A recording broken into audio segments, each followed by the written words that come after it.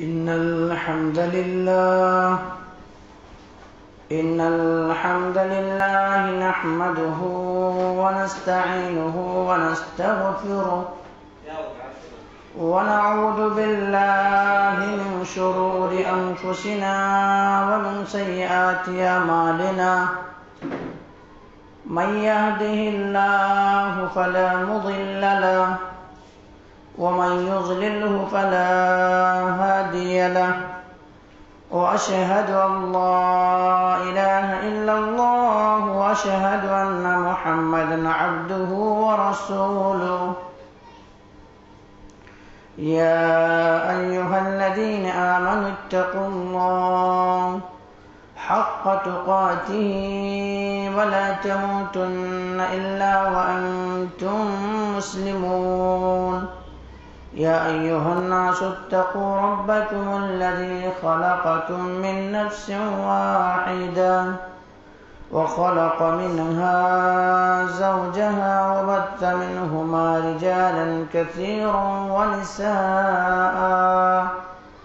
واتقوا الله الذي تساءلون به والأرحام إن الله كان عليكم رقيبا يا أيها الذين آمنوا اتقوا الله وقولوا قولا سديدا يصلح لكم أعمالكم ويغفر لكم ذنوبكم ومن يطع الله ورسوله فقد فاز فوزا عظيما أما بعد فإن خير الحديث كتاب الله وخير الهدي هدي محمد صلى الله عليه وسلم وشر الأمور محدثاتها وكل محدثة بدعة وكل بدعة ضلالة وكل ضلالة في النار فقد قال الله تبارك وتعالى في كلامه المجيد والفرقان الحميد فأعوذ بالله من الشيطان الرجيم بسم الله الرحمن الرحيم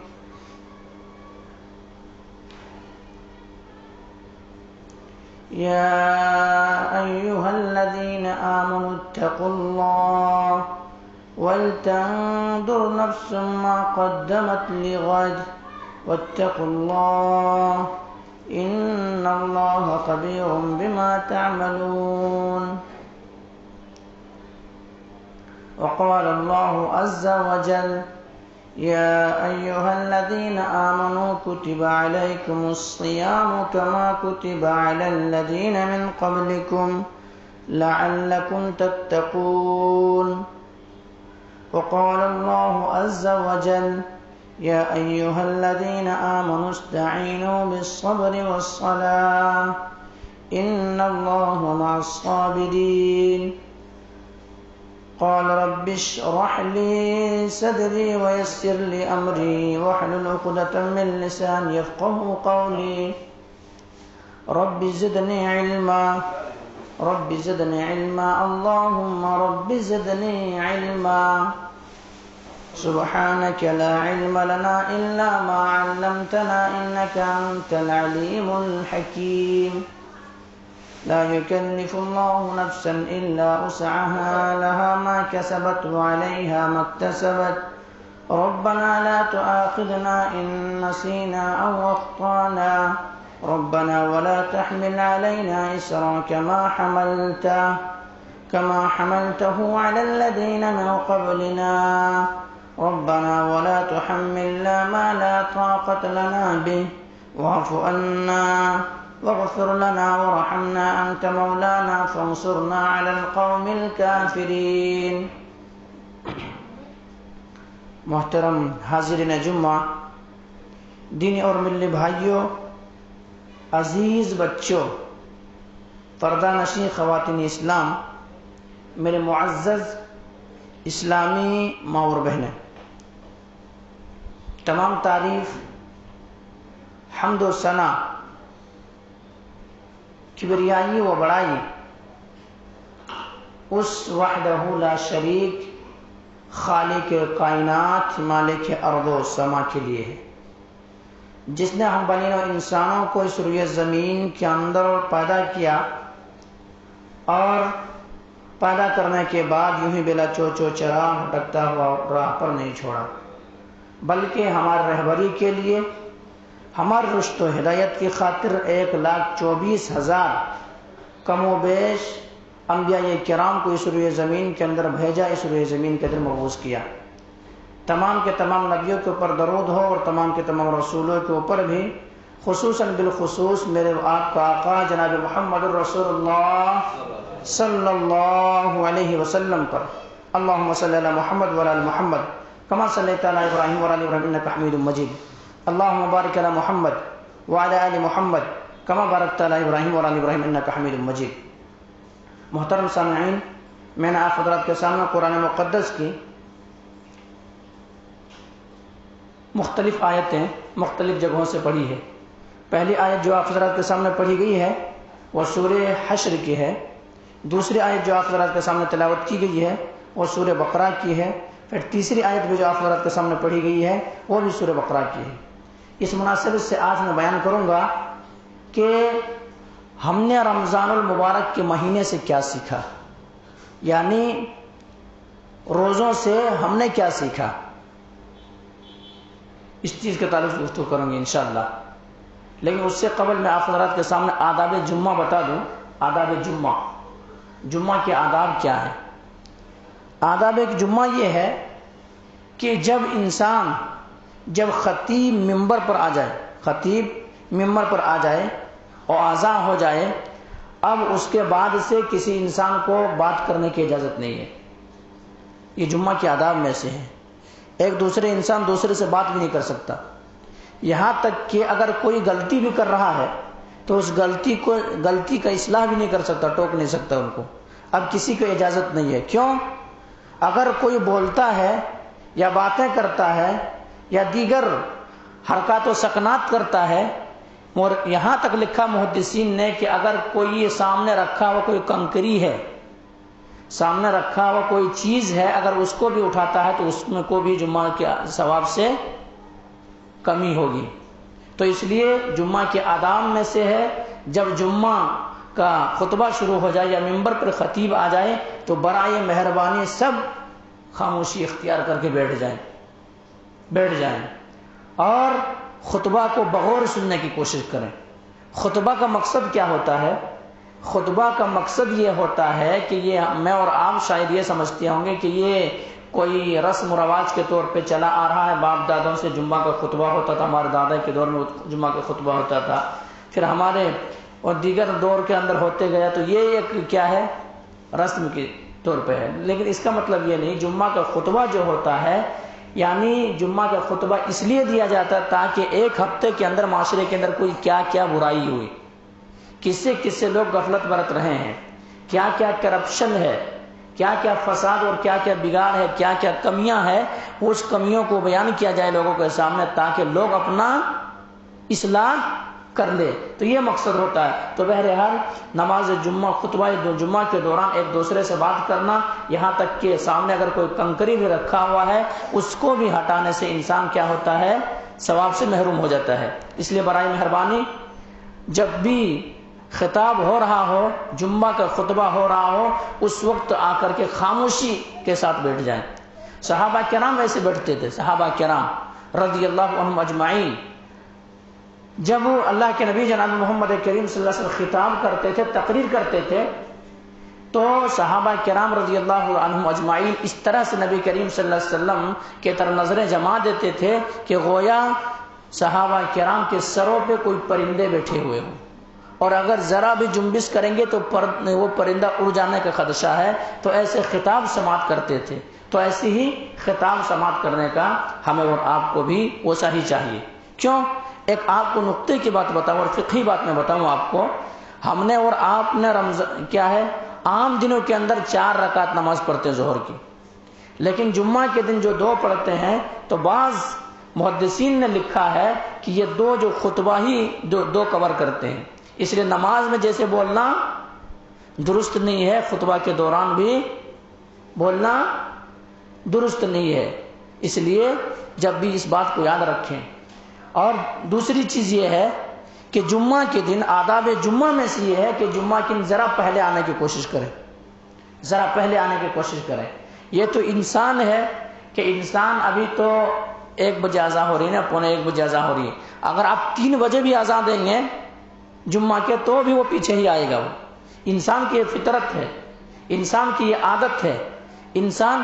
تو اس لیے یہ اپیل ہے، گزارش ہے آپ لوگوں سے کہ ایسا ہے کہ خطبہ جمعہ سے پہلے آنے کی کوشش کریں۔ کیوں؟ خطبہ کہ جمعہ کے بعد آپ آتے ہیں تو آپ جمعہ کے ثواب سے کیا ہے؟ فضیلت سے محروم ہو جائیں گے۔ نماز کا ثواب تو آپ کو ملیں گے لیکن خطبہ کا جو ثواب ہے اس سے محروم ہو جائیں گے، آپ کو نہیں ملے گا۔ معروف و مشہور حدیث بارہا سنتے ہوں گے آپ لوگ، وہ حدیث کیا ہے؟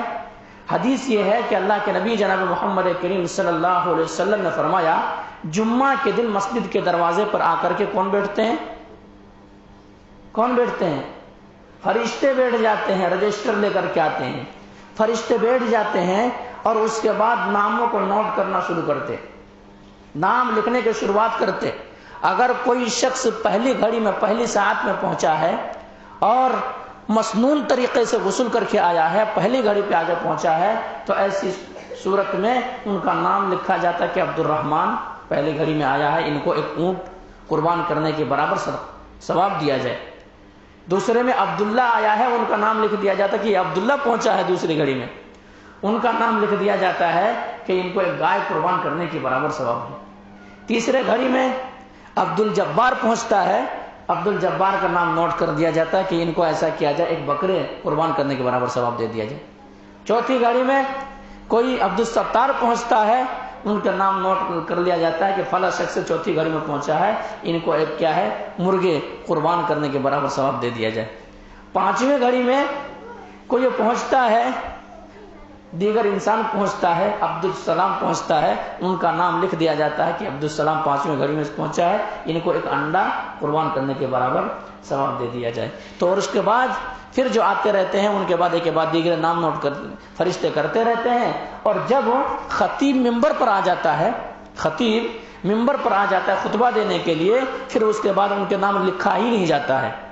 اب آپ تو آئے ہیں لیکن آپ کی حاضری نہیں ہوئی ہے۔ مثلا آپ ایک مثال لے لیجیے، کوئی مدرسے میں پڑھتا ہے، کوئی اسکول میں پڑھتا ہے، تو اس وقت کیا ہوتا ہے کہ ایسا کیا جائے کہ آدمی کو آنے سے پہلے، ٹیچر آنے سے پہلے، استاذ آنے سے پہلے، آنے کے بعد کیا کرتا ہے، نام لکھ لیتا ہے۔ جو پہلے ایک دم فرسٹ سے شروع سے آخر تک کوئی ہے ان کے گھنٹی میں یا ان کے لیکچر میں بیٹھا ہوا ہے، تب ان کا کیا ہوتا ہے، حاضری لگتا ہے۔ لیکن جب حاضری کے بعد جب آتا ہے وہ بچہ تو ان کا نام لکھا نہیں جاتا ہے۔ وہ بچہ تو حاضر ہے لیکن رجسٹر میں کیا ہے، غیر حاضر لکھا جاتا ہے۔ اسی طرح سے آپ جمعہ کے دن تو حاضر ہیں، خطاب سن رہے ہیں، لیکن فرشتے کے رجسٹر میں آپ کا نام نہیں ہے۔ اس لیے برائے مہربانی یہ ایک کام ضرور کریں کہ جمعہ کے دن ذرا جلدی آنے کی کوشش کریں۔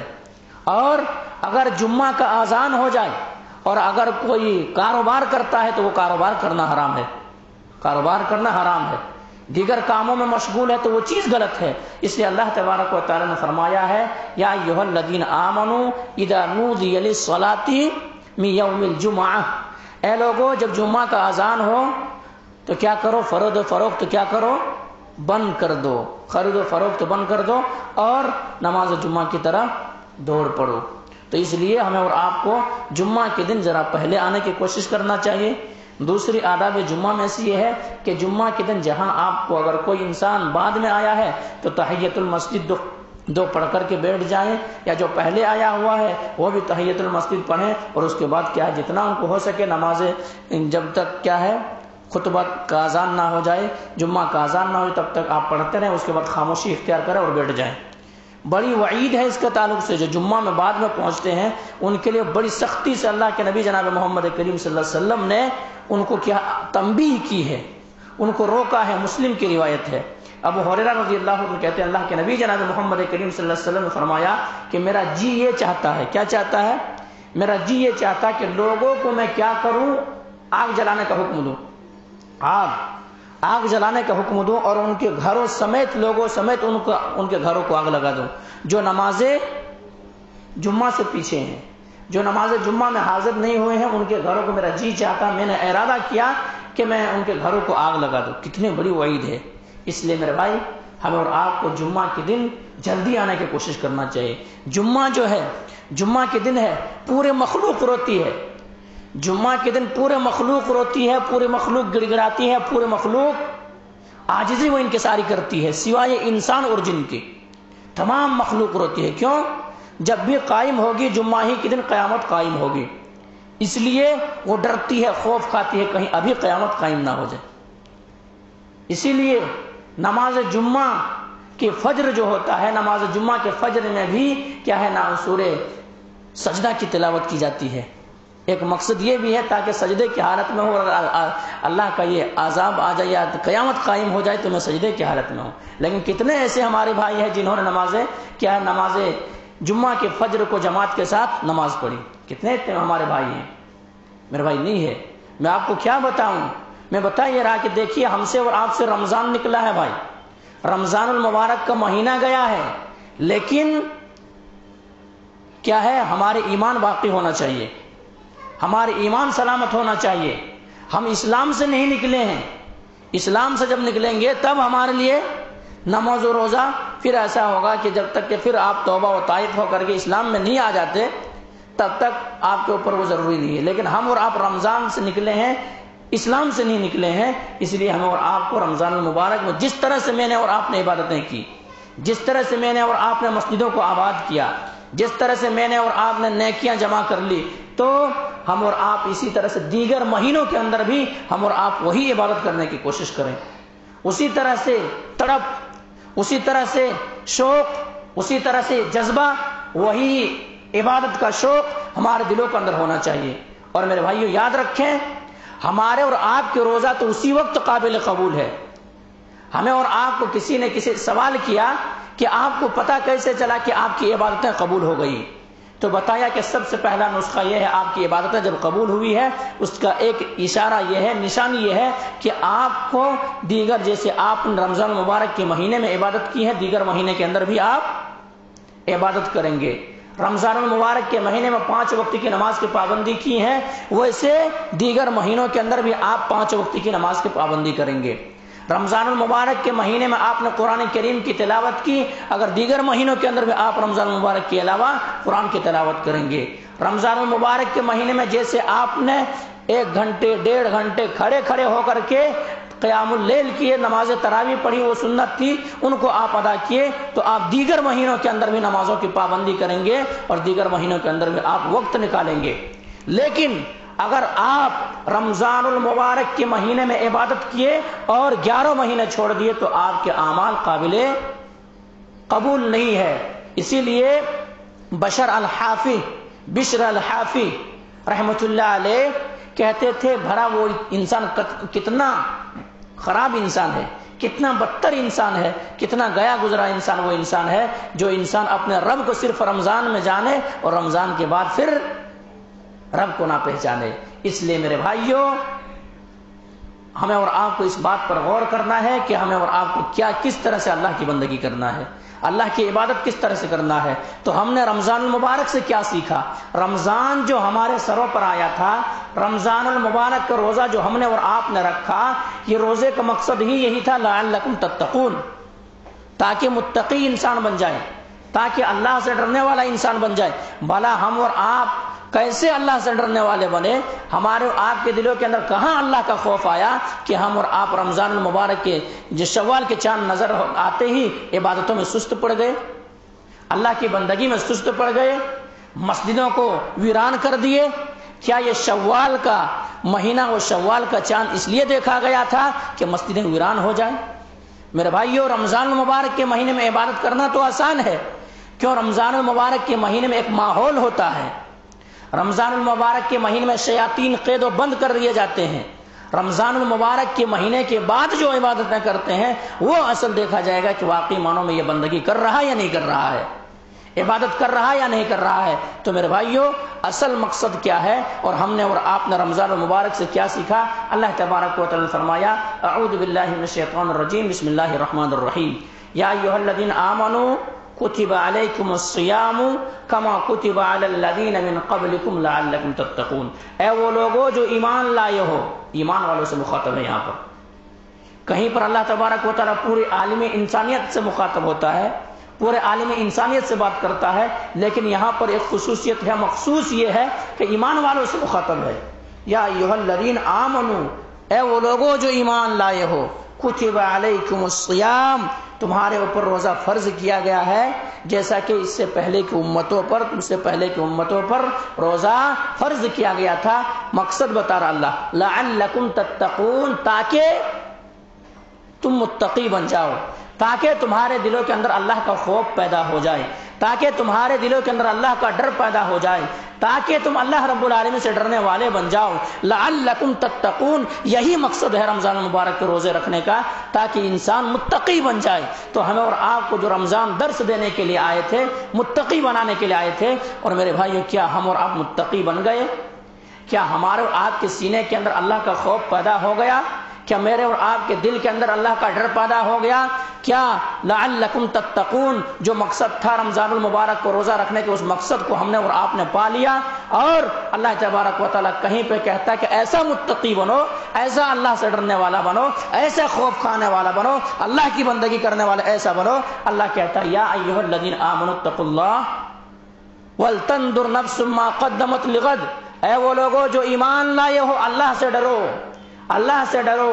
جب انسان اللہ سے ڈرے گا تو اللہ سے ڈرنے کی وجہ سے وہ انسان اللہ کی بندگی کرے گا، اللہ کے رضا والا کام کرے گا، اللہ کے خوشنودی والے کام کرے گا، رب کی بندگی کرے گا، اور جہنم سے بچنے کی کوشش کرے گا، جنت میں جانے کی کوشش کرے گا۔ اسی لیے اللہ نے فرمایا یا آمنوا اتقوا اللہ، اے وہ لوگوں جو ایمان لائے، آمنوا اتقوا اللہ، اللہ سے ڈرو، ولتنظر نفس ما قدمت لغد، اور ہر انسان جان لے، ہر انسان دیکھ لے کہ اس نے کل کے لیے کیا تیاری کی ہے۔ یہاں کل سے مراد آج کے بعد جو کل آنے والے وہ کل نہیں، بلکہ کل سے مراد یہاں پہ یہ ہے انہوں نے قیامت کے لیے کیا تیاری کی ہے، وہ محشر کی وہ دہشت ناک گرمی، یا پھر وہ عذاب قبر کی وہ دہشت ناک مناظر، یا پھر اسی طرح قیامت کے وہ دردناک عذاب جس دن ایسے ہوں گے کہ حمل والی اپنے حمل کو گرا دے گی اور ہر کوئی بھاگ رہا ہوگا۔ یوم یفر المرء من اخیہ، اس دن بھائی بھائی سے جدا ہوگا، بیٹی ماں سے بھاگے گی، باپ بیٹے سے نفرت کرے گا، شوہر بیوی سے الگ تھلگ ہوں گے۔ اس دن کسی کا پرشان کوئی حال نہیں ہوگا، انبیاء کرام نفسی نفسی کے عالم میں ہوں گے۔ اس کل کے لیے کیا تیاری کی ہے؟ اس کل کے لیے کیا تیاری کی ہے؟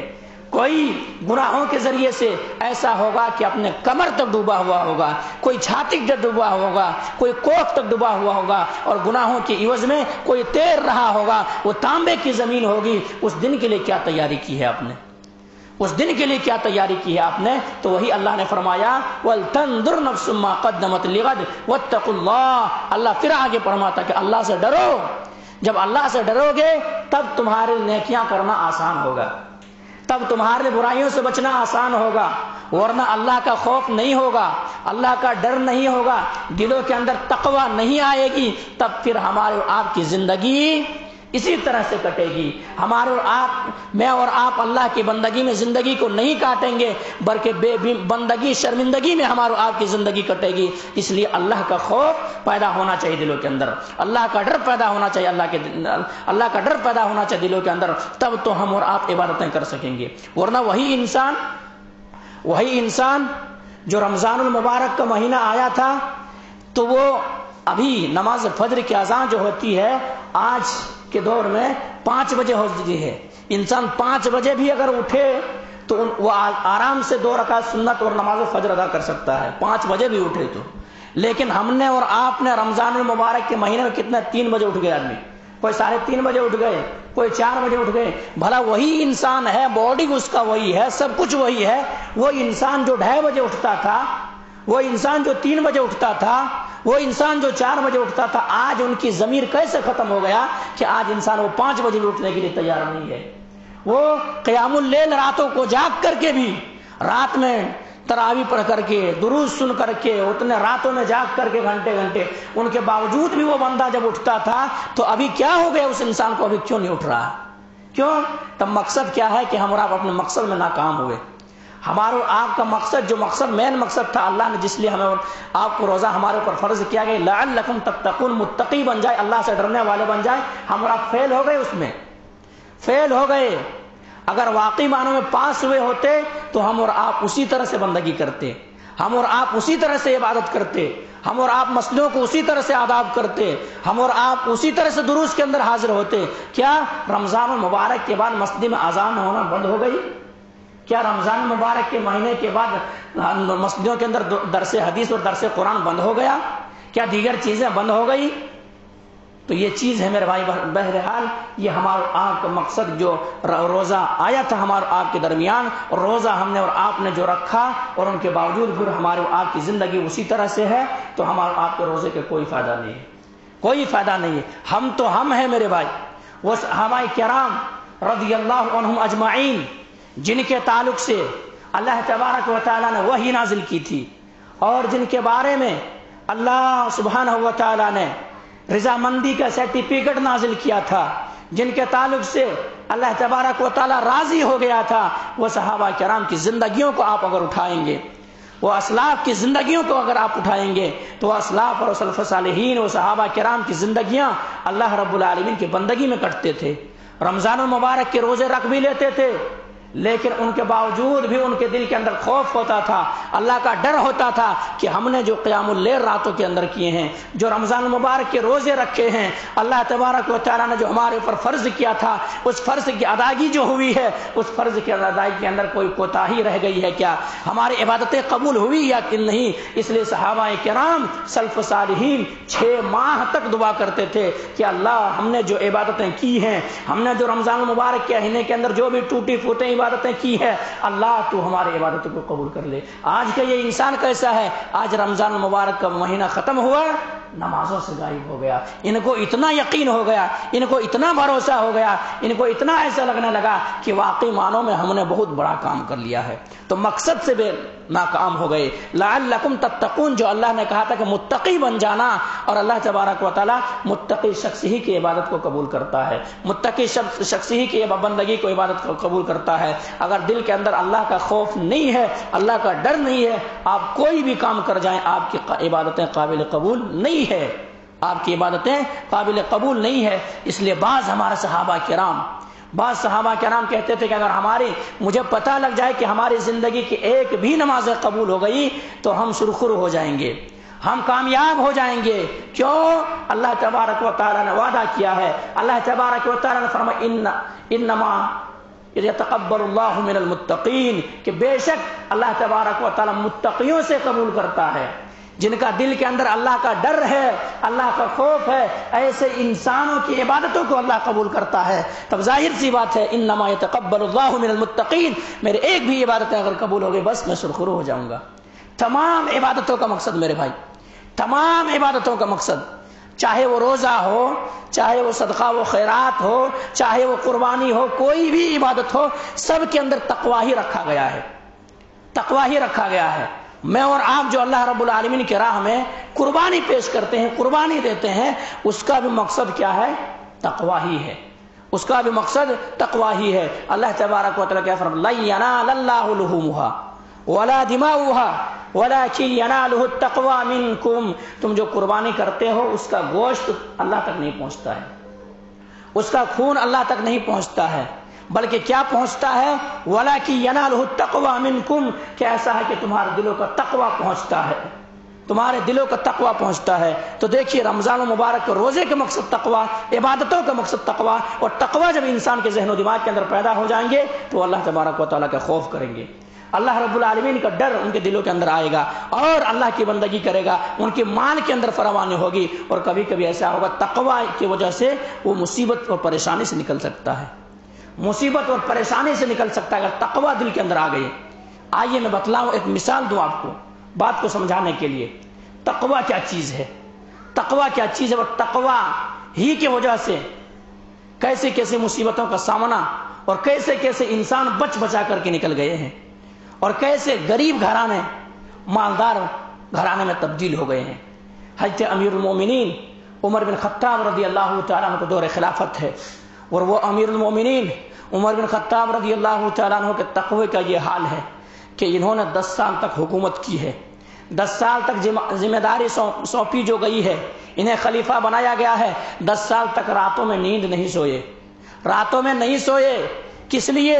لعلکم تتقون، یہ متقی بن گیا تھا، اللہ کا خوف ان کے دل کے اندر آ گیا تھا، اللہ کا ڈر ان کے دل کے اندر آ گیا تھا۔ تو یہ امیر المومنین عمر بن خطاب رضی اللہ تعالیٰ عنہ راتوں میں اٹھتے تھے اور اپنی ذمہ داری کا احساس کرتے تھے اور ڈھونڈتے تھے کہ کون ایسے غریب گھرانے ہیں جو بھوکے سو گئے، اور کل قیامت کے دن کہیں ایسا نہ ہو کہ اللہ عمر کے دامن کو پکڑ لے اور پکڑ کے پوچھ دے، عمر کہ تم تو آرام سے سو رہے تھے، تمہاری خلافت اور تمہاری حکومت میں تمہاری ہی بستی کے اندر فلاں بیوہ اور فلاں غریب بھوکے سوئے ہوئے تھے، کل قیامت کے دن اگر پوچھ لے تو میں کیا جواب دوں گا؟ اسی طرح سے امیر المومنین عمر بن خطاب رضی اللہ عنہ کہتے تھے کہ اگر کسی کا کوئی جانور بھی، اگر افریقہ کے جنگل میں بھی اگر کوئی راستے خراب ہونے کی وجہ سے اگر گر کے اگر کوئی پریشان ہو جائے یا مر جائے تو کل کہیں مجھے اللہ کا خوف ہے، اللہ کا ڈر ہے کہ کہیں اللہ مجھ سے یہ نہ پوچھ لے کہ تمہاری حکومت تھی، تم نے راستہ کو کیوں نہیں اچھا بنایا تھا، تم نے ایسا کیوں نہیں کیا تھا۔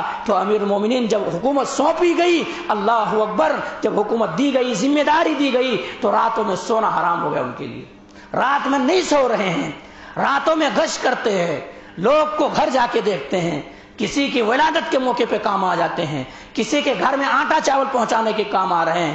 امیر المومنین عمر بن خطاب رضی اللہ تعالیٰ عنہ کا گشت ایک غریب گھرانے تک پہنچتے ہیں، غریب گھرانے، وہاں ایسا غریب کہ صرف ماں اور بیٹی ہے گھر کے اندر، ماں اور بیٹی گھر کے اندر ہے، اور ان کے گھر میں کوئی بکری وغیرہ دودھ دیتی ہے اور اسی کو بیچ کر کے اپنی زندگی کا گزر بسر کرتی ہے وہ دونوں۔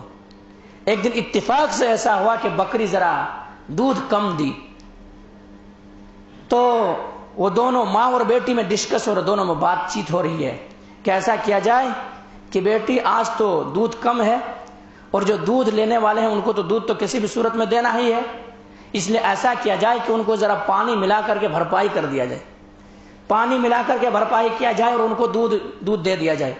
بیٹی کہتی ہے کہ میری ماں آپ کا بات درست ہے اپنی جگہ پہ، لیکن یہ بات امیر المومنین عمر بن خطاب رضی اللہ تعالیٰ کے جو ہے حکم کے خلاف ہے۔ انہوں نے کہا ہے کہ دودھ میں پانی نہ ملایا جائے، جو ایک انسان بیچ رہا اس دودھ کے اندر پانی نہ ملایا جائے، دھوکہ دڑی نہ کیا جائے۔ کیوں؟ من غشنا فلیس منا، جو دھوکہ دیتا ہے وہ مسلمان ہی نہیں ہے۔ تو امیر المومنین کا یہ حکم ہے، کیسے دودھ میں پانی نہیں ملا سکتی؟ ماں کہتی ہے کہ میری بیٹی امیر المومنین کہاں اور ہم غریب کہاں، امیر المومنین کہاں ہوں گے اور ہم کہاں ہیں، امیر المومنین کہاں دیکھ رہے ہیں، امیر المومنین کہاں سن رہے ہیں؟ تقویٰ میں بتا رہا ہوں، مثال دے رہا تقویٰ، امیر المومنین کہاں سن رہے ہیں؟ اللہ اکبر۔ وہ بچی کہتی ہے کہ یہ امیر المومنین نہیں دیکھ رہے تو امیر المومنین رب تو دیکھ رہا، امیر المومنین کے رب تو دیکھ رہا، لعلکم تتقون، دلوں کے ڈر، اللہ کا خوف۔ امیر المومنین اتفاق سے ان کے گھر کے سامنے ہے، ان کے گھر کے سامنے موجود ہے۔ امیر المومنین اپنے غلام اسلم سے کہتے ہیں کہ اسلم، ایسا کیا جائے، نشاندہ کر دیا جائے اس گھر کو، اس گھر میں کوئی ایسا نشان لگا دیا جائے تاکہ ابھی رات کی اندھیری ہے، پتہ نہیں کون سا گھر ہے کون سا گھر نہیں ہے، پتہ نہیں لگا سکتے، تو اس لیے نشان لگا دیا جائے تاکہ کل میں کہوں آپ سے کہ ان کے دونوں ماں اور بیٹی کو ہماری عدالت میں بلایا جائے، ہمارے پاس بلایا جائے، تاکہ میں انعام دے سکوں۔ دنیا کے اندر انعام، آخرت کے اندر بھی انعام ہوتا ہے، بلایا جائے۔ آخرکار امیر المومنین عمر بن خطاب رضی اللہ تعالیٰ عنہ غریب گھرانے کی بیٹی ہے، دودھ بیچ رہی تو کھانا کھا رہے ہیں، زندگی بسر ہو رہا ہے، وہ اسے غریب گھرانے کی بیٹی ہے۔ امیر عمر بن خطاب رضی اللہ تعالیٰ اپنے فرزندوں سے آ کے کہتے ہیں، اپنے بیٹوں سے آ کے کہتے ہیں کہ میں نے ایک بہت ہی نیک سیرت اور عفیفہ پاک دامن عورت کی آواز میں نے سنا ہے، بیٹے کیا تم میں سے کوئی ہے کہ اس بچی کو شادی کے لیے تیار ہے، شادی کرنے کے لیے تیار ہے؟ واقعی معنوں میں اگر ہم اس قابل ہوتے تو ہم شادی کرتے، لیکن میری عمر تو ہو گئی ہے، تم میں سے کون ہے کوئی شادی کرنے کے لیے تیار ہے؟ ایک بیٹا کہتا ہے کہ میرے والد محترم میں ان سے شادی کرنے کے لیے تیار ہوں۔ آخرکار بلایا جاتا ہے اور ان کے کار دیکھیے ڈر کی وجہ سے دنیا کے اندر بھی ان کو فائدہ ہوا کہ امیر المومنین عمر بن خطاب رضی اللہ تعالیٰ عنہ کے گھر کے بہو بن جاتی ہے، گھر کے بہو بن جاتی ہے، اور اسی سے جب نسلیں چلتی ہے تو نسلیں آگے چل کر کے انہی کے نسل میں سے 9 حافظ قرآن پیدا ہوتے ہیں، 9 حافظ قرآن پیدا ہوتا ہے۔ دیکھیے اللہ کا ڈر یہی کہ دنیا کے اندر بھی انسان کو کیسے نکلنے کا راستے دیتا ہے۔ اللہ نے یہی بات کہا ہے وَمَن يَتَّقِ اللَّهَ يَجْعَل لَّهُ مَخْرَجًا وَيَرْزُقْهُ مِنْ حَيْثُ لَا يَحْتَسِبُ، کہ اگر کوئی شخص اللہ سے ڈرتا ہے، اللہ کا خوف ان کے دل کے اندر ہے، اللہ کا ڈر ان کے سینے کے اندر ہے اور متقی بندہ ہے، تو ایسے شخص کو اللہ رب العالمین مصیبتوں سے نکلنے کا راستہ دے دیتا ہے، پریشانیوں سے نکلنے کا راستہ دے دیتا ہے۔ وَيَرْزُقْهُ مِنْ حَيْثُ لَا يَحْتَسِبُ، اور اللہ ایسی جگہ سے روزی دیتا ہے کہ وہ گمان بھی نہیں ہوتا، ان کو پتہ بھی نہیں چلتا کہ یہ رزق کہاں سے آ گئی، ان کے ہاتھ میں یہ رزق کہاں سے پہنچ گیا، ان کے گھر کے اندر یہ رزق کہاں سے پہنچ گیا۔ تو میرے بھائیوں، میں بتا یہ رہا تھا کہ رمضان المبارک میں سب سے اہم چیز جو ہم نے اور آپ نے سیکھا، اور میرا مقصد جو تھا رمضان المبارک کا یہی تھا کہ لعلکم تتقون، تاکہ میں اور آپ متقی بن جائیں، اللہ سے ڈرنے والے بن جائیں۔ اور بھلا ایسے متقی کیسے میں اور آپ بنیں کہ ہمارے آپ کے رمضان کے بعد نمازیں غائب ہونے لگی، ہمارے آپ کے کیا ہے زندگی میں کیا جمعہ کے میں تاخیر ہونے لگی، یہ کیسے ہم اور آپ متقی بنے۔ اس لیے میرے بھائی، اور اللہ تبارک و تعالیٰ کہتا ہے یا ایھا الذین آمنوا اتقوا اللہ حق تقاتہ ولا تموتن الا وانتم مسلمون، اے وہ لوگو، یا ایھا الذین آمنوا اتقوا اللہ حق تقاتہ، اے وہ لوگو جو ایمان لائے ہو، اللہ سے ڈرو جیسا کہ اس سے ڈرنے کا حق ہے۔ کب تک ڈرنا ہے؟ یہاں تک کہ ولا تموتن الا وانتم مسلمون، جب تک کہ تمہیں موت نہ آ جائے، تم مرو بھی تو تمہارے دل کے اندر اللہ کا ڈر، اللہ کا خوف اور مسلمین ہو کر کے مرنا۔ تو اس لیے میرے بھائیوں، یہ ہمارا آپ کا دلوں کے اندر کیسا تقویٰ آیا کہ 1 مہینے تک تو اللہ کا تقویٰ آیا، اللہ کا ڈر آیا، لیکن 1 مہینے کے بعد تقویٰ ہمارے ختم ہو گئی۔ ہمارے کیسے تقویٰ؟ اس لیے ہمیں اور آپ کو تقویٰ کو باقی رکھنا بہت ہی ضروری ہے۔ تقویٰ آ جاتا ہے انسان کے دل کے اندر، لیکن تقویٰ باقی رکھنا سب سے اہم چیز ہے۔ تقویٰ باقی رکھیں، تقوی کی حفاظت کریں، تقویٰ سنبھال کر رکھیں۔ اگر تقویٰ آیا ہے تو کوئی فائدہ نہیں ہے، جب تک کہ باقی رہنے والا تقویٰ ہم اور آپ تک نہیں آئے۔ تو ہمیں اور آپ کو باقی جب تقوی کو رکھنا ہے تو ہمیں اور آپ کو کیا کرنا؟ اچھے لوگوں کے صحبت میں رہنا ہے۔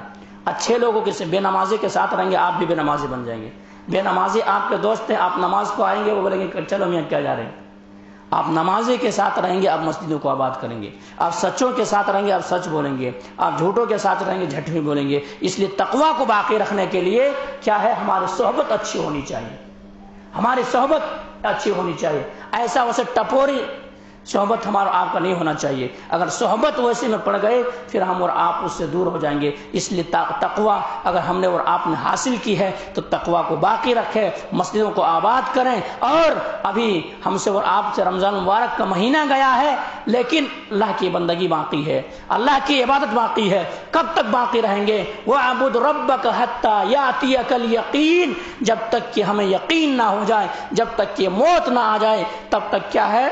عبادتیں باقی ہے، اللہ کی بندگی باقی ہے، ہمیں اور آپ کو عبادت کرنا ہے۔ تو میرے بھائیوں میں بتا رہا تھا کہ ہمیں اور آپ کو رمضان میں جو درس دیا، اور رمضان کا جو مقصد تھا، روزے کا مقصد جو تھا لعلکم تتقون، تاکہ ہمارے سینوں کے اندر، ہمارے دلوں کے اندر اللہ کا خوف پیدا ہو گیا۔ اور واقعی معنوں میں اگر ہم نے اور آپ نے رمضان کے روزے تو رکھ لیے، لیکن ہمارے دلوں کے اندر اللہ کا ڈر پیدا نہیں ہوا، ہم اور آپ متقی نہیں بنے، اللہ سے ڈرنے والے نہیں رہے، ہماری زندگی اسی طرح سے کٹ رہی تھی۔ اگر ہم جھوٹے تھے رمضان کے بعد بھی جھوٹ بول رہے ہیں، ہم بے نمازی تھے رمضان کے بعد بھی بے نمازی ہے، ہم اگر کسی کو حرام خوری کرتے تھے رمضان کے بعد بھی حرام خوری کر رہے ہیں، ہمارے آپ کے برے صحبت کے ساتھ رمضان سے پہلے رہتے تھے، ابھی بھی اگر رہ رہے ہیں تو ہمارے آپ کے تقویٰ کی کوئی مقصد نہیں ہے۔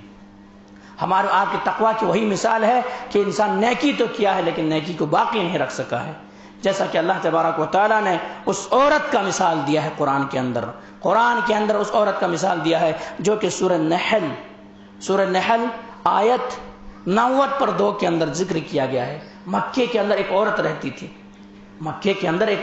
تھی، وہ عورت کیا کرتی تھی؟ دن صبح سے لے کر کے شام تک محنت کرتی تھی، کدو کاوش کرتی تھی، سود گانٹتی تھی، بڑی محنت کرتی تھی، لیکن جب ٹھیک شام ہوتے ہی یہ بھی کیا ہوتے غصے اور ٹیش میں آتی اور کیا کہتے نقضت غزلہا من بعد قوت انکاسا، اس کو ریزہ کر دیتی، توڑ پھوڑ کر دیتی، سوتے دھاگے کو توڑ دیتی، تمام کیا ہوتے ہیں محنت برباد ہو جاتی ہے۔ اسی طرح سے میرے بھائی اگر ہم نے اور آپ نے اگر وہی عورت کی مثال نہیں بن جانا کہ ہم 1 مہینے تو اللہ کی عبادت کر لیں، 11 مہینے پھر اللہ کو ناراض کر لیے، پھر عبادت کیے، پھر ناراض کیے، تو آپ کے پاس نیکیاں باقی کہاں رہے گی؟ نیکیاں باقی کہاں رہے گی؟ اس لیے تقویٰ کا باقی رہنا ایک انسان کے یہ بہت ضروری ہے۔ جب تک کہ تقویٰ باقی نہیں، آپ یہی سمجھ لیجئے کہ 1 مہینے عبادت کی، 11 مہینے اللہ کی نافرمانی کی، اس کی وجہ سے ہماری نیکیاں ختم ہو گئی، پھر 1 مہینہ اللہ کی عبادت کی، پھر 11 مہینے اللہ کی نافرمانی کی، ہماری نیکیاں ختم ہو گئی، تو باقی کہاں رہا؟ اور اصل تو بقائے تقویٰ کا باقی رہنا ضروری ہے، تقویٰ کا باقی رہنا۔ اس لیے میرے بھائیوں ابھی بھی ہمیں اور آپ کو اگر نوافل میں نے اور آپ رکھنا ہے تو ابھی رمضان کا مہینہ گزرا ہے، ابھی شوال کا مہینہ ہے، یہ شوال کا مہینے کے اندر بھی اگر انسان وہ اس کے اندر جو کوتاہیاں ہو گئی، جو غلطیاں ہو گئی، روزے کے اندر کوئی کمی پیشی ہو گئی، تو کل قیامت کے دن پہلے حساب و کتاب جو ہوں گے فرائض کے تعلق سے، فرض کے تعلق سے، فرض میں کمی آئے گی تو نوافل کی وجہ سے۔ تو ہم نے اور آپ نے جیسے کیا روزے رکھے، اب روزے کے بعد شوال کے مہینہ ہے، شوال کا مہینہ آ رہا ہے، یہ شوال کے مہینے کے بھی اگر 6 روزے رکھ لیتے ہیں، 6 روزے اگر رکھ لیتے ہیں تو حضرت ابو ایوب انصاری رضی اللہ عنہ کی روایت ہے، اللہ کے رسول نے فرمایا من صام ستن کا صیام الدہر، کہ اگر کوئی شخص رمضان کا 30 روزہ رکھتا ہے اور اس کے بعد پھر وہ شوال کے 6 روزے رکھ لیتا ہے تو ایسا ہی ہے جیسا کہ انہوں نے زندگی بھر روزہ رکھا، زندگی بھر روزہ رکھا۔ اور آپ کو معلوم ہے کہ اگر کوئی اللہ کی خوشنودی کی خاطر 1 روزہ بھی رکھتا ہے تو اللہ تبارک و تعالیٰ کیا کرتا ہے، ان کے چہرے کو جہنم کی آگ سے 70 سال کی مسافت جہاں تک ایک انسان کر سکتا ہے یہ جہنم، اور وہاں سے لے کر کے 70 سال کی مسافت اتنا دوری اتنا ان کے چہرے کو دور کر دیتا ہے، دور کر دیتا ہے۔ اور ہم نے اور آپ نے اگر شوال روزہ رمضان کے رکھے اور اس کے بعد پھر 6 شوال کے روزے رکھ لیے تو زندگی بھر روزہ رکھنے جیسا ہے۔ مثلا 1 روزہ 10 روزے کے برابر، 10 روزے کے برابر حدیث کے اندر بیان کی گئی ہے، تو اگر 30 روزے رکھے تو 30 روزے کتنے ہیں؟ 10 مہینے کے برابر، یہ 6 رکھ لیے 2 مہینے کے برابر ہو گئے، تو پھر کیسا پوری زندگی بھر اب آپ کی زندگی میں فرض جب سے ہوئی تب سے یہی روزہ کنٹینیو رکھتے جا رہے، پوری زندگی بھر روزہ رکھے آپ نے، پوری زندگی بھر روزہ رکھے۔ تو میرے بھائیوں ہمیں اور آپ کو ان چیزوں کو غنیمت جاننا چاہیے۔ خواتین اسلام بھی اس روزے کو جہاں پر وہ روزہ آپ نے رکھا ہے تو اس روزے کا بھی اہتمام کریں، آپ لوگ مرد حضرات پہ اہتمام کریں، اور یہ چند دن ہے بس، بچے کچھ کنٹینیو بھی اگر آپ کو نہیں رکھنا ہے تو کبھی 1 رکھ دیں، چھوڑ دیں، پھر رکھیں، پھر چھوڑ دیں، پورے مہینے کے اندر یہ مکمل کرنا ہے۔ تو اس روزے کا کیا اہتمام کرنا چاہیے، یہ روزہ رکھنا چاہیے تاکہ بقائی تقویٰ باقی رہے، تقویٰ ہمارے سینوں کے اندر باقی رہے، اور ہم اور آپ اللہ کی بندگی اسی طرح سے کرتے رہیں، اسی طرح ہم اور آپ یہ چیز کرتے رہیں۔ صحابہ کرام سمجھتے تھے میرے بھائی اس بات کو، میں اور آپ کہاں سمجھ رہے ہیں؟ صحابہ سمجھتے تھے۔ صحابہ کیسے سمجھتے تھے؟ اپنی زندگیوں کو غنیمت جانتے تھے، اور اللہ کے نبی جناب محمد کریم صلی اللہ علیہ وسلم نے جو فرمایا کہ صحت کو کیا ہے، بیماری آنے سے پہلے غنیمت جان لو، تو یہ صحابہ کرام سمجھتے تھے۔ اور میں اور آپ یہ کہہ سکتے ہیں کہ یہ نوافل روزے، یہ فرض روزہ ہی رکھنا بڑا مصیبت ہے۔ یہ مئی اور جون کے مہینے کے اندر نوافل روزے کون رکھ سکتے، کون رکھ سکتے؟ تو میرے بھائیوں صحابہ کرام بھی ایسے سوچ سکتے، لیکن صحابہ کرام ایسے نہیں سوچے۔ صحابہ کرام کو اگر زندگی ملی تو بکریاں چرانے کے باوجود بھی روزہ رکھتے تھے، اور بکریاں چرانا کوئی معمولی کام نہیں ہے، بکریاں کبھی ادھر بھاگتی ہے کبھی ادھر بھاگتی ہے، دوڑ دھوپ کرنا پڑتا ہے، اور انسان بھوکے رہ کر کے دوڑ دھوپ کرنا، ان سے پوچھے کتنا مصیبت اور کتنا پریشانی ہے، لیکن صحابہ کرام ایسے کرتے تھے۔ حضرت ابن عمر رضی اللہ تعالیٰ عنہ ایک سفر پہ نکلے ہیں، تقویٰ کی وجہ سے دیکھیے اگر کسی کے دل کے اندر تقویٰ ہے تو دنیا کے اندر بھی فائدہ ہوتا ہے، آخرت کے اندر فائدہ ہوتا ہے، اس کے اندر بھی وہ مثال موجود ہے۔ امیر المومنین حضرت ابن عمر رضی اللہ تعالیٰ عنہ کہیں کیا نکلے ہیں، کہاں؟ سفر میں نکلے ہیں۔ سفر میں ایک جگہ جا کر کے پڑاؤ ڈالتے ہیں ایک جنگل میں، وہاں پڑاؤ ڈالنے کے بعد کھانا نوش کرنے کے لیے، کھانا کھانے کے لیے دسترخوان وغیرہ بچھا دیتے ہیں، تمام لوگ اپنے اپنے جو کھانے کی چیز ہے موجود ہے لے کے سامنے آ جاتے ہیں، کھانے کی تیاری ہوتی ہے، کیا دیکھتے ہیں وہی کڑاکے کی دھوپ ہے، چھلچھلاتی ہوئی دھوپ، اور مکے اور مدینے کے اندر جو گرمیاں ہوتی ہیں میرے بھائی برداشت سے باہر ہے، بہت گرمی ہوتی، گرمی پڑتی ہے، بھاری گرمی ادھر کے۔ تو یہ ایسے دھوپ میں ایک شخص، ایک چرواہا ہے، بکری چرا رہا ہے، اور وہ روزے کی حالت میں ہے، روزہ رکھا، نوافل روزہ رکھا ہوا ہے۔ ابن عمر رضی اللہ تعالیٰ کو بلاتے ہیں کہ ادھر آؤ ہمارے ساتھ مل کے کھا لو. وہ بندہ کہتا انا صائم، میں روزہ دار ہوں، میں روزہ رکھا ہوا ہوں. وہ کہتے ہیں نوافل تم روزہ بھی کھول سکتے ہو، نوافل اگر آپ کھانا کھا لے تو کوئی حرج کی بات نہیں، بعد میں آپ رکھ لو. وہ کہتا ہے میرے بھائی میری زندگی جو ملی ہے بہت کم ہے، اور مجھے نیکیاں جو جمع کرنا ہے بہت زیادہ جمع کرنا ہے، سفر آخرت جو ہے بہت طویل ہے، اس لیے مجھے نیکیوں کا اکٹھا کرنا ہے، نیکیاں جمع کرنا ہے، اور اگر میں روزہ چھوڑ دوں میں روزہ نہیں چھوڑ سکتا. ابن عمر رضی اللہ تعالیٰ عنہ ان سے امتحان لیتے ہیں، ایک امتحان کہ واقعی معنوں میں یہ اللہ سے اتنا ڈرنے والا ہے کہ خالی دکھاوٹی ہے. وہ کہتا ہے اچھا ایسا کیا جائے کہ آپ ایسا کریں کہ ایک بکری جو ہے نا ہم سے بیچ دیں، بکری میں آپ سے خرید لیتا ہوں، آپ کو پیسہ دے دیتا ہوں، وہی پیسہ آپ کو کام آئیں گے، افطاری وغیرہ بھی کر لینا. کہا کہ پھر مالک کو میں کیا جواب دوں؟ ابن عمر کہتے ہیں کہ ایسا کیا جائے اپنے مالک کو کہنا کہ یہ تو جنگل و بیابان کا معاملہ ہے، آیا ایک بھیڑیا اس کو اچک کے لے گیا، کھا کے چلا گیا، بات ختم ہو جائے گی، پیسہ تمہارے ہو جائیں گے. انہوں نے کہا اللہ کا ڈر دیکھیے، ڈر بقائی تقوی دیکھے. این اللہ، پھر اللہ کہاں ہے؟ اللہ تو دیکھ رہا ہے، اللہ تبارک و تعالیٰ کے علم سے کوئی چیز تو پوشیدہ نہیں ہے نا، اللہ دیکھنے والا. این اللہ، میرا رب کہاں ہے؟ اللہ کہاں ہے؟ اللہ اکبر. یہ سننا ہی تھا، ابن عمر کانپ گئے کہ اللہ اکبر، ایک چرواہا ہے، بکری کے چرانے والے ایسے چھلچلاتی دھوپ میں روزے رکھا ہوا ہے، نوافل کا اہتمام کیا ہوا ہے، اور یہ حالت ہے ان کے کہ اللہ کہاں ہے. تو یہ اے ابن عمر تو کیا ہے ان کے سامنے؟ آج ہم اور آپ کیا چھوڑتے ہیں؟ وہی سمجھ کے چھوڑتے ہیں، آج کام تھوڑا زیادہ ہے روزے نہیں رکھ سکتے، آج دھوپ تھوڑا زیادہ ہے روزے نہیں رکھ سکتے. لیکن وہ صحابہ کیا زندگیوں کو کیسے غنیمت سمجھتے تھے. ابن عمر اتنا خوش ہوئے. ابن عمر رضی اللہ تعالیٰ عنہ نے کہا کہ تمہارے جو آقا ہے ان کے گھر بتایا جائے. ان کے گھر کدھر ہے؟ چلو اپنے آقا کا گھر بتاؤ، تمہارے جو مالک ہیں ان کے گھر بتاؤ. ان کے گھر جاتے ہیں اور جا کر کے ان سے آزاد کرا دیتے ہیں اس غلام کو. آزاد کرانے کے بعد پوری بکریاں بھی دے دیتا ہے اور کہتا ہے کہ جب اب تم سب کا مالک بن گئے ہو اور تمہارے ایک بات کی وجہ سے این اللہ کہ اللہ کہاں ہے، ایک انسان دنیا کے اندر خوش ہو کر کے تم کو آزاد کر دیا. اگر تمہارے دل کے اندر اسی طرح سے تقوی باقی رہا، یہ نہیں کہا کہ تم بہت کامیاب ہو گئے، بلکہ اسی طرح تقوی باقی رہا، اللہ کا خوف باقی رہا، اللہ کا ڈر باقی رہا، سینے پہ اسی طرح سے خوف خدا باقی رہا، تو یاد رکھو کہ اللہ تبارک دنیا کی غلامی سے میں نے تمہیں آزاد کر دیا. اب جو ہے اللہ تبارک و تعالیٰ اگر اسی طرح سے بقائے تقوی ہمیشہ باقی رہا، تب پھر اللہ تبارک و تعالیٰ جہنم کی آگ سے تمہیں آزاد کر دے گا. میرے بھائیو، ہمارے آپ کے تقوی کہاں گئے؟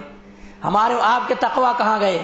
یہ ایک پیغام دینا چاہوں گا اس خطبے سے کہ دیکھیے ہم اور آپ نماز کی پابندی کریں اور جماعت کے ساتھ پابندی کے ساتھ نماز پڑھیں، اور جہاں صحیح العقیدہ اور صحیح لوگ اور صحیح منہج کے لوگ رہ رہے ہوں، تھوڑا دور سے ہی آنا کیوں نہ پڑے، وہیں آ کر کے نماز پڑھیں. کیوں؟ صحیح العقیدہ اگر ان کے عقیدے درست ہیں، عقیدے کے اندر گڑبڑیاں ہیں، تو ان کے پیچھے پھر نماز بھی کیا پڑھیں گے؟ وہ تو پریشانی اگر ہے، کوئی لاچار ہے بندہ، تو ایسی صورت میں ان کے پاس نماز پڑھے تو وہ مجبوری کی صورت ہے، وہ سب درست ہے، پڑھ سکتے. لیکن آپ کے پاس فراوانی ہے، تمام چیز ہے آپ کے پاس، ہر چیز ہے، سہولتیں موجود ہے، تھوڑا دور آپ چل کے اگر آ رہے ہیں تو آپ کو ثواب اس کے اندر مل رہا ہے، تو کوشش کریں آ کر کے جماعت کے ساتھ نماز پڑھنے کی کوشش کریں، جماعت پڑھنے. کیونکہ بعض صحابہ کرام جو تھے رضی اللہ عنہم اجمعین کئی کوسوں دور سے چل کر کے آتے تھے نماز کے لیے. بعض صحابہ کرام پکڑ لیے ہمدردی کی وجہ سے کہ آپ بہت دور سے آتے ہیں نماز پڑھنے کے لیے اور آپ کے پاس کوئی سواری بھی نہیں ہے، اس لیے ہم یہ کہتے ہیں کہ آپ ایسا کرو، ہم آپ کو سواری خرید کے دے دیتے ہیں، کوئی گدھا خرید کے دے دیتے ہیں تاکہ آپ ان سے سوار ہو کر کے آنا اور آرام سے نماز پڑھنا. انہوں نے کہا کہ مجھے بھی اس بات کا بھی گوارا نہیں ہے کہ میرا گھر جو ہے مسجد کا بازو ہی میں ہو. صحابہ کرام اس بات کو وہ الگ الفاظ سے کہہ رہے تھے، صحابہ کرام کو سمجھ میں نہیں آیا کہ ہم لوگ ان کے ہیلپ کرنا چاہ رہے ہیں، ہمدردی میں کہہ رہے ہیں، اور یہ کہہ رہے ہیں کہ ہمارا یہ بھی گوارا نہیں ہے کہ ایسا ہے کہ میں کیا کروں؟ میں اس طرح سے کروں کہ میں مسجد کے بازو میں میرا گھر ہو۔ اللہ کے نبی، مسلم کی روایت ہے، اللہ کے نبی جناب محمد کریم صلی اللہ علیہ وسلم کی خدمت میں پہنچ گئے اور کہ اللہ کے نبی جناب محمد کریم سے یہ ہمارے ساتھی ہیں، بہت دور سے یہ نمازوں کے لیے آتے ہیں، تو ہم نے یہ چاہا کہ ان کو ایک گدھا وغیرہ خرید کے دے دیں تاکہ اس پر سوار ہو کر کے آئیں، ان کے لیے آسانی ہوگی، کیونکہ چھلچھلاتی ہوئی دھوپ ہے، چل کے آنا بہت بڑی مصیبت ہے، پریشانی ہے اللہ کے رسول۔ لیکن انہوں نے یہ بات کہا ہے کہ مجھے تو یہ گوارا نہیں ہے کہ میں ایسا کروں کہ میرا مسجد کے بازو ہی گھر ہو، یہ گوارا نہیں ہے اللہ کے رسول۔ انہوں نے یہ بات کیوں کہا؟ ان سے سوال کیا جائے۔ ان سے پوچھا گیا کہ میرے ساتھی یہ جملہ تم نے کیوں کہا؟ انہوں نے کہا اللہ کے نبی جناب محمد کریم صلی اللہ علیہ وسلم، ہم نے یہ بات اس لیے کہا ہے کیونکہ ہماری زندگی بڑی تھوڑی ہے، ہماری زندگی بڑی تھوڑی ہے، اور آپ ہی کی زبان اطہر سے ہم نے سنا ہے، آپ ہی نے کہا ہے کہ اگر کوئی انسان ایک قدم اٹھاتا ہے تو ایسا ان کے گناہ جھڑ جاتے ہیں، دوسرے قدم اٹھاتا ہے تو کیا ہوتا ہے؟ ان کے نیکیوں میں درجات بڑھ جاتے ہیں، اور بعض روایتوں کے اندر اگر ایک قدم اٹھاتا ہے ان کو حج عمرے کے برابر ثواب ملتا ہے۔ تو وہ فضیلت کو پانے کے لیے میں نے یہ کہا ہے، اور کوئی چیز ہمارے دل کے اندر نہیں ہے کہ نہیں ہم ان سے مدد لینا نہیں چاہ رہے ہیں یا ہمدردی نہیں چاہ رہے ہیں اللہ کے رسول، لیکن ہماری زندگی بڑی طویل ہے اور زندگی بہت کم ہے، لیکن وہ سفر آخرت ہمیں جانا ہے، نیکیاں بہت جمع کرنا ہے، اس لیے میں نے یہ بات کہا۔ اللہ کے نبی جناب محمد کریم صلی اللہ علیہ وسلم نے فرمایا کہ وہی کرو، تمہارے قدموں کے نشانات کیا ہوتے ہیں؟ گنے جاتے ہیں۔ تو میرے بھائی اگر کوئی دور سے اگر آتے ہیں تو اس کے لیے بھی ثواب بھی زیادہ ہے ان کا، ایسا نہ کہ چلو ہمارے گھر میں بازوک میں مسجد ہے وہیں پہ نماز پڑھ لیتا۔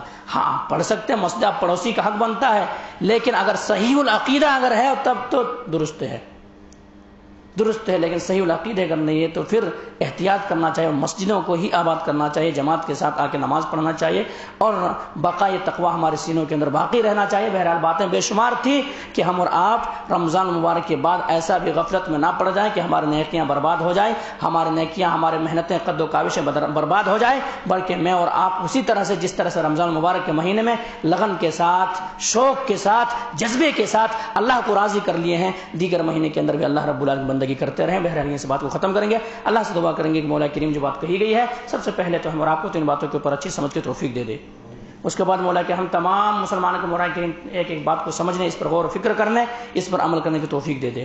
مولا کہ ہم نے رمضان مبارک کے مہینے کے اندر جو عبادتیں کی ہیں مولا کریم تو ان عبادتوں کو قبول کر لے، اور مولا کریم اصل جو ہے بقائے تقویٰ انسان کے سینوں کے اندر باقی رہنا، تقویٰ باقی رہنا، مولا کریم ہم تمام مسلمانوں کے سینوں کے اندر، تمام مسلمانوں کے دل کے اندر بقائے تقویٰ یعنی تقویٰ باقی رکھنے کی توفیق دے دے۔ تقبل یا رب العالمین وآخر دعوانا الحمدللہ رب العالمین، سبحان اللہ و سلام المرسلین والحمدللہ رب العالمین برحمتک یا ارحم الراحمین۔